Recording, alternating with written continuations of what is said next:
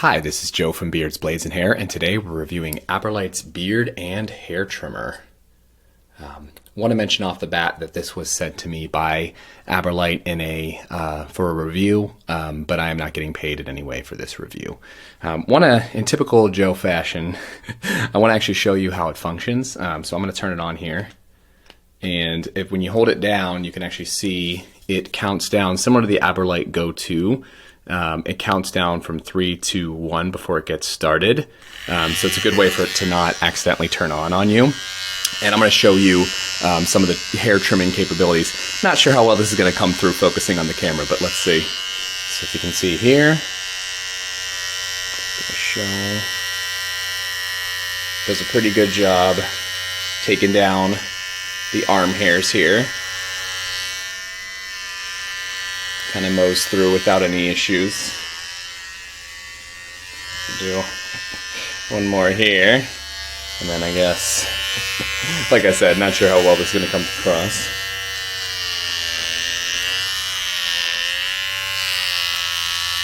So through a couple of strokes there. Oh, and of course I got it on making a mess. What are you gonna do?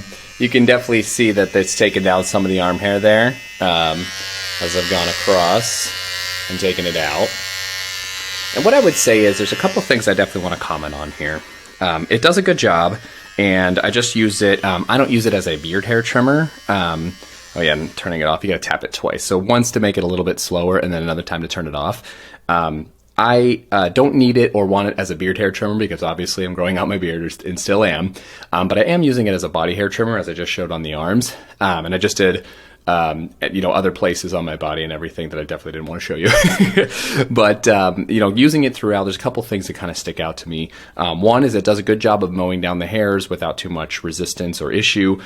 Two, it's pretty good on the skin. I would say it didn't cause any particular irritation. I just came from a wall, which I think is normally used as kind of just a hair cutting tool, but I've used a wall trimmer for my body that basically just died on me recently. That was plug-in. So another advantage of this one is it is you do charge it and then you have it remotely basically to use on your body, and I think that's super nice as well. The biggest downside I can see with this, and do want to mention too, as I turn it back on just to show you, you probably noticed this earlier, is it has a little number there.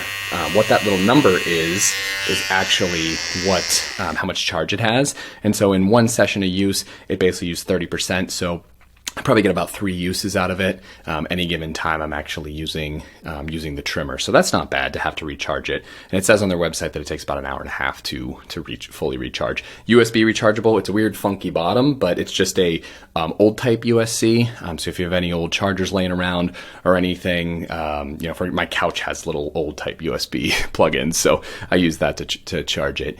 And but the only thing that drives me a little crazy, the only downside I would say of this, and I was trying to mentally fix it as I was just using it, is this power button is right. I mean, it is exactly where you'd want your you're going to want to put your thumb.